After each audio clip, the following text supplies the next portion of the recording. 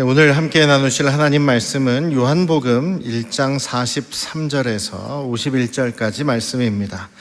우리 이영숙 권사님 인도로 여러분들과 교독으로 읽도록 하겠습니다. 요한복음 1장 43절에서 51절까지 말씀입니다. 이튿날 예수께서 갈릴리로 나가려 하시다가 빌립을 만나 이르시되 나를 따르라 하시니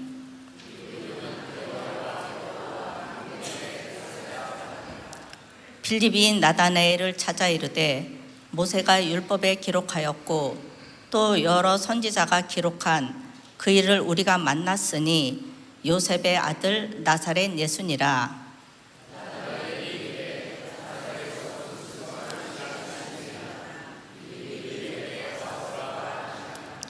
예수께서 나다나엘이 자기에게 오는 것을 보시고 그를 가리켜 이르시되 보라, 이는 참으로 이스라엘 사람이라 그 속에 간사한 것이 없도다.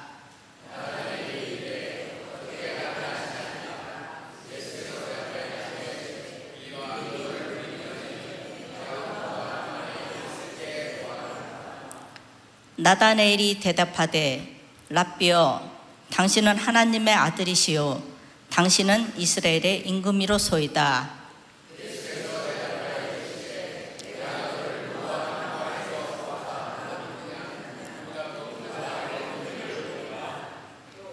또 이르시되 진실로 진실로 너에게 이르노니 하늘이 열리고 하나님의 자들이 인자 위에 오르락 내리락 하는 것을 보리라 하시니라. 할렐루야. 우리 아버지 하나님의 크신 그 사랑과 은혜가 또 여러분과 함께 하시기를 주님의 이름으로 축원합니다. 우리 하나님은 정말 우리와는 다른, 우리 인간과는 구별되는 분명하신 그런 특성이 있으십니다. 그 중에서 오늘 나누고자 하는 말씀은 우리 하나님은 모든 것을 아시는 하나님, 전지하신 하나님이시다라는 것이죠. 우리 하나님은 저와 여러분들의 모든 것을 아신다라는 것입니다. 또 이 세상 모든 것을 다 아시는 하나님이시다라는 것이죠. 우리 하나님은 세상 모든 것, 만물을 창조하신 창조주십니다. 그래서 우리는 전혀 상상할 수도 없는 그런 것들을 주님께서, 우리 아버지 하나님께서는 다 아신다라는 거죠. 우주 만물을 만드실 때 어떻게 하면 태양을 중심으로 이 지구와 다른 행성들이 돌아가는데 부딪히지 않고 돌아가게 하실지 그것들을 다 계산하시고, 우리 또 태양계가 또 가만히 있는 것이 아니라 우리 또 태양계는 또 은하계를 중심으로 또 이렇게 계속 돌아간다고 하죠. 그런 것들도 다 계산하시는 하나님, 다 설계하시는 하나님이 우리 하나님이십니다. 그러니까 우리는 상상도 할 수 없는 것들을 다 아시는 하나님이시고, 또 하나님께서 우리의 중심을 다 아신다고 하듯이 우리의 속마음과 우리의 생각과 또 우리의 입술의 고백들, 혹은 우리가 다른 사람이 보지 않는 그런 혼자 있는 자리에서 있었던 일들도 또 다 아시는 분이 우리 하나님이시다라는 겁니다. 그렇게 모든 것을 다 아시는 하나님이라고 하면 굉장히 좀 무서운 생각이 드시죠? 하나님께서 내 생각을 아시고 야단치시면 어떡하나, 또 나를 혼내시면 어떡하나, 이런 생각이 드실지도 모르겠습니다. 그런데 성경에 있는 내용들을 보면 하나님께서 우리를 아신다라는 것은 우리를 혼내고 우리를 심판하시고 야단치시고 벌주고 하기보다는 우리를 돌보시고 우리를 격려하시고 위로하시고 사랑하시는 그런 모습으로 더 나타난다라는 것입니다. 그러니까 우리를 두렵게 하는 특성이 아니라 오히려 오늘을 살아가는 저와 여러분들에게 가장 큰 힘과 위로가 되는 속성이다라는 것입니다. 세상은 우리를 겉모습으로 판단을 하죠. 제가 우리 자녀들한테, 우리 아이들한테 우리 아이들을 기르면서 아이들한테 많이 야단맞고 많이 배운 것 중에 하나가, 지금도 노력하고 있습니다만, 사람을 겉모습으로 판단하지 않는 것. 저희 아이들이 맨날 저를 혼냈어요. 아빠는 왜 사람을 겉모습으로 판단을 하느냐. 제가 저희 친구들을, 우리 아이들이 어떤 친구들을 사귄다 할 때, 제가 저랑 친합니다 그러면, 걔는 어떻게 잘생겼냐? 쟤는 어떻게 공부는 잘하냐? 쟤는 어떻게, 부모님은 어떻게 신앙이 있으시냐? 이런 것들을 좀 겉모습 같은 거를 물어보거든요. 근데 그도 그럴 것이, 저도 어려서부터 우리 부모님 세대에게 세뇌를 받은 게 있어요. 우리 원로 목사님과 저희 아버지도 사람을 평가할 때 그 얘기하지 않습니까? 신언서판. 옛날 우리 어르신들은 다 그거잖아요. 사람을 볼 때, 판단할 때의 기준이 신언서판이다. 생긴 거, 말하는 거, 또 판단하고 결정하는 그런 지적인 거, 이런 거를 통해서 그 사람을 판단한다. 이렇게 얘기를 하다 보니까 저도 어려서부터 하도 귀에 못이 박히게 들은 말씀이 신언서판이다. 그러니까 옷 매무새 잘해라. 깨끗하게 깔끔하게 하고 다녀라. 잘 씻고 다녀라. 이런 얘기 참 많이 들었었죠. 그러다 보니까 저도 은연중에 사람을 바라볼 때 겉모습을 좀 많이 보는 그런 모습이 있었던 것 같아요. 우리 아이들하고 우리 저 아내한테 많이 혼났습니다. 그러면서 지금도 하여간 고치려고 노력을 많이 하고 있는데, 저 많이 고쳤다고 생각은 하지만 아직 멀었죠.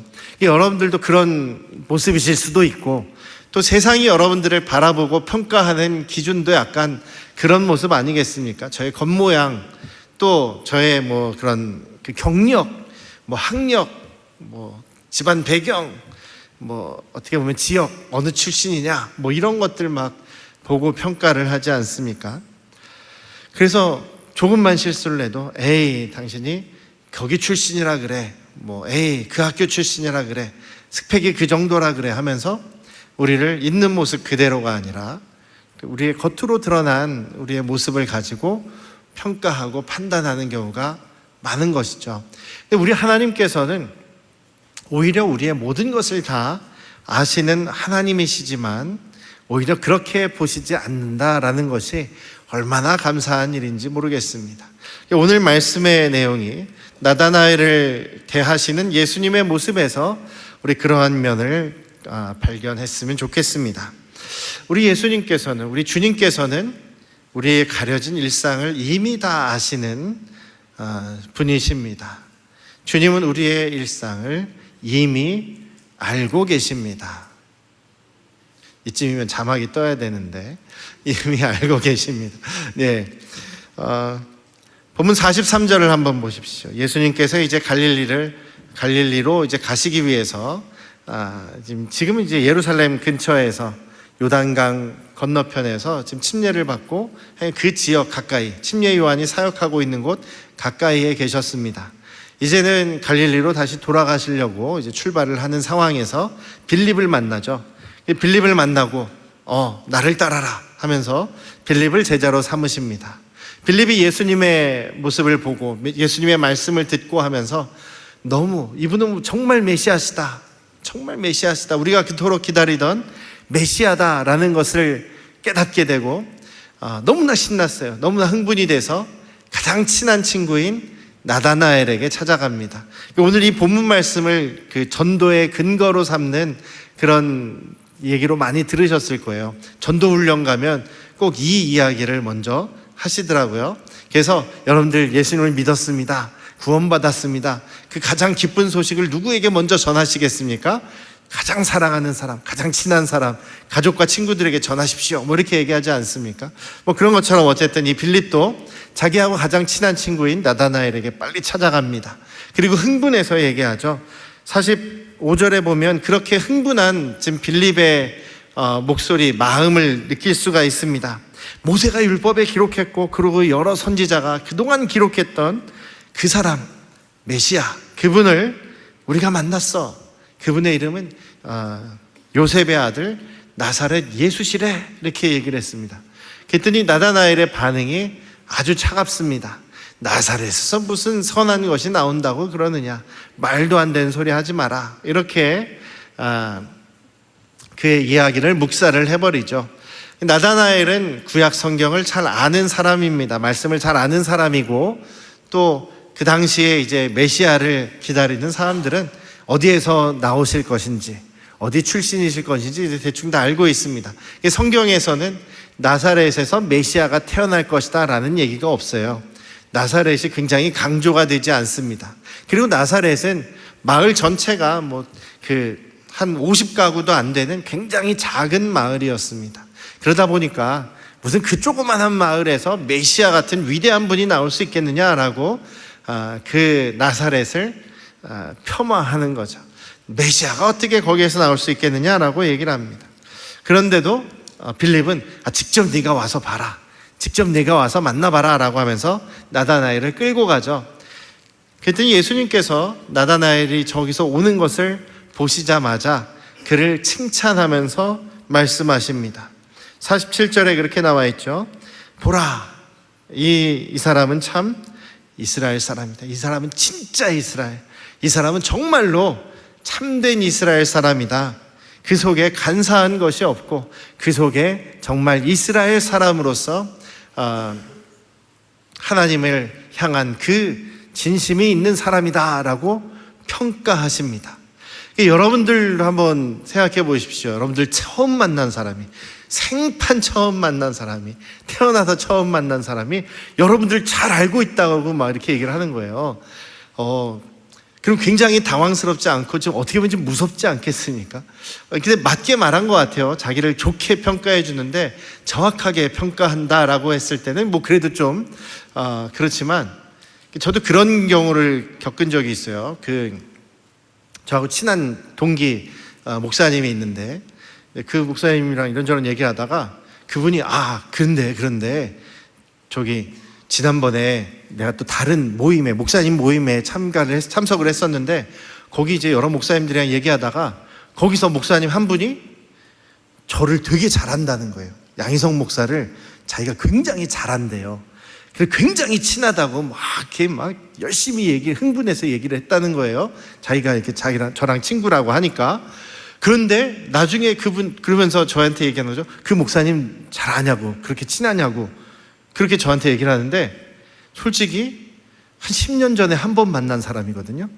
10년 전에 한 번 만난 거예요. 총회에서. 그것도 지나가다 잠깐 만나서 잠깐 얘기했는데 저에 대해서 안다는 것이 되게 뭘 안다는 거지? 라는 생각이 드는 거예요. 저의 어느 교회고 원로 목사님 총회장 출신 목사님 아들이라는 거 그 다음에 이제 침례신학대학 나왔다는 거, 그 정도는 알 수 있겠죠. 그런 정보를 많이 안다라는 것과 제가 진짜 어떤 사람이라 안다는 것을 완전히 다른 얘기 아니겠습니까? 그래서 정말 그 얘기를 듣고 나서 황당하더라고요. 그 사람이 나를 언제 봤다고, 나랑 언제 친하게 지냈다고, 나한테 내가 굉장히 저를 잘 알고 친하다. 말도 안 되는 그런 이야기라서 기분이 좀 나빠지고 나중에 그 사람을 보면 피해야겠다 이런 생각을 하게도 되는 거죠. 여러분들도 어떠시겠습니까? 여러분들 생판 모르는 사람이 와서 제가 너무나 잘합니다 하면서 막 이렇게 다가오면은 힘들겠죠. 지금 나다나엘도 그런 마음입니다. 살짝 무섭기도 할 거예요. 저분이 나를 언제 봤다고, 지금 처음 만나는 건데 언제 봤다고 지금 나를 이렇게 좋게 평가해 주느냐. 기분이 좋으면서도 살짝 무서웠을 겁니다. 그랬더니 예수님께서 말씀하시죠. 48절에 그렇게 말씀하십니다. 빌립이 너를 부르기 전에 내가 무화과 나무 아래에 있을 때에 내가 보았다. 무화과 나무 아래에 있을 때에 내가 보았다. 빌립이 너를 만나기 전에 무화과 나무 아래에 있을 때에 내가 보았다. 근데 그때는요, 그러니까 예수님께서 정말 무화과 나무 앞에 있는 나다나엘을 이렇게 보시고 그 앞에서 정말 만나셨다 이런 얘기는 아닙니다. 무화과 나무 아래에 있는 것을 알고 계시고 그가 거기서 무엇을 하고 있는지를 알고 계셨다라는 이야기죠. 무화과 나무 아래라는 의미는 몇 가지가 있는데 당시 유다 지방에서는요 굉장히 덥지 않습니까? 중동의 뜨거운 날씨 속에서 이 무화과 나무 이파리가 굉장히 넓다 그래요.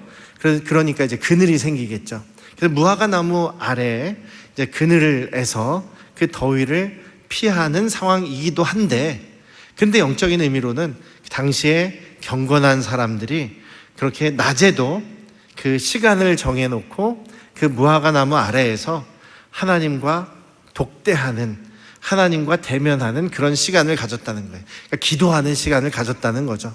무화과 나무 아래에서 하나님께 기도하고, 또 무화과 나무 아래에서 하나님께 기도할 때에 눈물을 흘리면서 자기 민족을 위해서, 자기 나라를 위해서, 또 메시아를 보내주십시오라고 메시아를 바라는 그런 기도를 했다는 것을 예수님이 알고 계신다는 겁니다.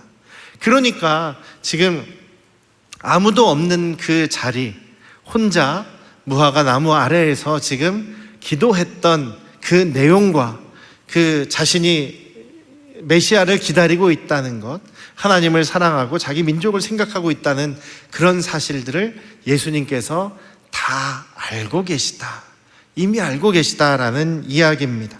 그래서 이 나다나엘이 주님 앞에 바로 엎드리게 되죠. 당신은 이스라엘의 임금이시오, 당신은 하나님의 아들이십니다라는 그런 위대한 고백을 하게 된 것입니다. 48절에 바로 나다나엘이 예수님을 인정하는 대답이 나오게 되지요. 그렇게 다른 사람들은 아무도 모르는 그런 나의 모습을 우리 하나님께서 알고 계십니다. 다른 사람은 이해하지 못하는 나의 마음을, 때때로 그렇지 않습니까? 저 사람은 왜 가족도 나를 이해해 주지 못하는 것처럼 답답할 때가 있죠. 왜 내 마음을 몰라주는가라고 답답할 때가 있습니다. 근데 그 모든 마음들을 하나님께서, 우리 주님께서는 알고 계신다, 이미 알고 있다. 네가 이스라엘을 걱정하고 민족을 사랑하고 하나님께 기도하는 그 기도 내가 이미 알고 있다라고 인정해 주시는 예수님. 그리고 우리를 알고 계신 것이 정말 우리의 속마음을 인정해 주시고 우리를 사랑으로 안아주시는 예수님의 마음이라는 것입니다. 사랑하는 우리 안양 성도교 가족 여러분, 여러분들도 그런 여러분들만의 그 무화과 나무 아래가 있으십니까? 없으시다면 있어야 되겠죠. 우리는 바쁜 시간을 쪼개서라도 우리가 주님을 만나는 자리, 우리가 만나는 시간, 그 시간을 우리가 가지실 수 있기를 주님의 이름으로 축원합니다. 어떤 분들 가끔 이야기하다 보면 저는 이 자리가 저의 기도 자리입니다. 우리 교회 안에서, 예배당 건물 안에서 저 자리가 제 자리예요. 제가 거기서 항상 기도하는 자리입니다. 제가 저기에서 주님을 만나는 자리입니다라고 말씀해 주시는 분들이 있어요. 제가 얼마나 감사한지 모릅니다. 여러분들이 집안 방 하나에서, 아니면 우리 예배당 한 구석에서, 아니면 어느 방 하나에서 여러분들의 무화과 나무 아래를 만드시고 주님을 바라보고 기도하시는 그런 여러분들이 되실 때 주님께서 여러분들의 마음을 알아주시고 위로해 주시고 격려해 주시리라고 믿습니다. 우리를 아시는 예수님께서는 우리를 사랑으로 이끌어 주십니다. 그래서 우리 주님께서 나를 아신다는 것은 우리를 정죄하기 위해서 우리를 아시는 것이 아니라 완벽하게 우리를 받아주시고 품어주시고 용납해 주시는 그런 주님의 아심이다. 그 주님의 전지아심은 그런 모습이다라는 것입니다. 주님의 아심은 정죄가 아니라 용납입니다. 나다나엘이 처음에 빌립에게 뭐라고 얘기합니까? 무슨 나사렛에서 선한 것이 나온다고 그러냐? 분명히 예수님을 모욕한 것이죠. 때때로 가끔 TV나 이런 걸 보면 우리 하나님을 모욕하는 사람들이 나와요. 모욕하는 말을 하는 사람들이 나옵니다. 그걸 볼 때마다 막 화가 나요. 옛날 같으면, 고대 시대 같았으면 비느하스 제사장처럼 창으로 막 그냥 찔러 죽이겠다 이런 생각이 들 정도로 막 화가 날 때가 있어요. 하나님을 모욕하는 사람들이 있어요. 그럼 어떻게 보면 이 나다나엘도 우리 예수님을 모욕한 거거든요. 나사렛에서 무슨 선한 게 나올 수 있냐 하면서 예수님을 무시하는 그런 모욕하는 말을 한 겁니다. 예수님께서 너 나다나엘아, 네가 아까 빌립한테 한 얘기 다 들었다. 너 나를 어떻게 모욕할 수 있느냐? 너 나를 나사렛 출신이라고 지금 무시하냐라고 분명히 야단치실 수 있고 또 정죄하실 수도 있을 텐데, 예수님은 그거를 말씀하지 않으시고 네가 무화과 나무 아래에서 기도하고 눈물을 흘리고 사랑하고 걱정했던 것을 알고 있다라는 말씀으로 나다나엘을 야단치시는 것이 아니라 받아주시고 용납해 주시는 예수님의 모습을 지금 나타나고 계십니다. 그 사람의 약점보다는 그 사람의 가능성, 그 사람의 본 모습, 그 사람의 마음을 알아주시고 격려해 주시는 것이 우리 예수님의 모습이다. 우리의 참 모습을 알아주시는 분이 우리 예수님이시다라는 것을 기억하시기를 주님의 이름으로 축원합니다. 우리 주님께서 우리를 만드신 분이시죠. 그래서 우리의 모든 것을 아십니다. 우리 약함도 아시고 우리의 좋은 점도 아시고 우리의 아름다운 것도 아시는 분이 우리 주님이십니다. 근데 우리 주님은 어디에 초점을 맞추시냐면 우리의 아름다운 모습, 우리의 좋은 모습, 우리가 더 발전해 갈 모습을 바라보고 계신다라는 것이죠.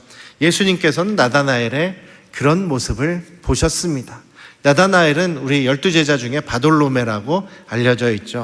바돌로메는 전설에 의하면은 주님을 위해서 순교당한, 그것도 가장 처음은 이제 야고보 사도가 순교를 했습니다만 그 다음에 거의 먼저 순교한 사람 중에 한 명이라고 알려져 있습니다. 그런 것처럼 그 나다나엘이 주님을 향한 그 사랑과 열정이 점점 자라나고 열매 맺게 되는 것은 우리 주님이 그를 받아주시고 알아주시고 사랑해 주셨기 때문이다라는 것입니다. 그래서 나를 아시는 예수님께서는, 우리 주님께서는 우리를 더 큰 미래, 더 큰 사명으로 우리를 부르시고 이끄신다라는 것을 생각하시면 좋겠어요. 내가 너를 무화과나무 아래에 있다고 말해서 그거 맞춰서 네가 나를 믿느냐? 이보다 더 큰 것을 보겠다라고 말씀하시면서 51절에 그런 말씀을 하시죠. 내가 진실로 예수님께서 진실로를 2번 말씀하시는 것은 진짜 강조하시는 겁니다. 진실로 한 번만 들어가도 굉장히 강조하시는 건데 진실로 이건 내가 진짜로 내가 얘기하는데 라고 말씀하시는 거예요. 그럴 때는 정말 이루어질 것, 정말 예수님께서 확실하게 강조하시는 말씀을 하시는 거죠. 하늘이 열리고 하나님의 사자들이 인자 위에 오르락내리락 하는 것을 보게 될 것이다. 근데 성경에는 이 얘기는 안 나와요. 정말로 제자들이 하늘 문이 열리고 예수님이 천사들이 예수님께로 위로 오르락내리락 하는 얘기는 안 나옵니다. 변화산에서 잠깐 하늘이 열리는 것도 한 3사람만 봤으니까요. 그런데 이것은 이제 창세기에 야곱의 환상의 이야기를 예수님께서 인용을 하신 것이죠. 야곱이 에서 형을 피해서 도망가는 그런 불안한 밤에 잠자리에 돌베개를 베고 불편한 잠을 자고 있을 때 하나님께서 꿈의 환상을 보여주십니다. 하늘이 열리고 천사들이 긴 사다리가 땅에 자기가 자고 있는 거기 가까운 곳에 내려와서 땅에 닿아서 천사들이 오르락내리락 하는 것을 야곱이 보게 됩니다. 그것은 지금 내가 있는 곳이 나 혼자 있는 것이 아니라 하나님의 그 계신 하늘 보좌와 연결된 곳이다. 하나님은 이곳에도 나와 함께 계시고 하나님과 나는 연결이 되어 있다. 이런 것을 깨닫게 해주시는 환상이거든요. 지금 예수님께서 하신 말씀도 그것입니다. 내가 하늘과 땅을 연결하는 그런 사람이다. 그리고 이제는 너희들이 이 하나님의 역사, 놀라운 하나님의 기적, 하나님의 나라가 이 땅에 나를 통하여 임하는 것을 보게 될 것이다 라는 말씀이죠. 예수님께서는 그냥 나다나엘, 내가 너 안다, 네 마음을 안다, 그래, 그러니 이제 나를 따라라, 거기에서 끝나는 것이 아니라 이제 앞으로 너는 하나님의 놀라우신 기적과 은혜, 하나님 나라 역사들을 보게 될 것이다. 거기에 함께 하자라고 말씀하시는 겁니다. 우리가 무화과나무 아래에서 기도하듯이 주님을 사모하고 기도하면, 또한 우리 주님께 우리의 삶을 맡기면 주님께서 우리를 잘 아시고 우리를 주님의 길로, 하나님 나라의 역사들로, 주님의 놀라운 기적들로 이끌어 주실 것입니다. 이번 한 주간도 주님을 더욱 사모하시면서 주님께 더욱 가까이 기도하며 나아가시며 주님이 여러분들을 위해 일하시는 것, 하늘이 열리고 하늘에서 주님의 그 사랑과 능력이 저와 여러분들의 삶에 나타나는 것을 경험하시기를 주님의 이름으로 축원합니다. 기도하시겠습니다.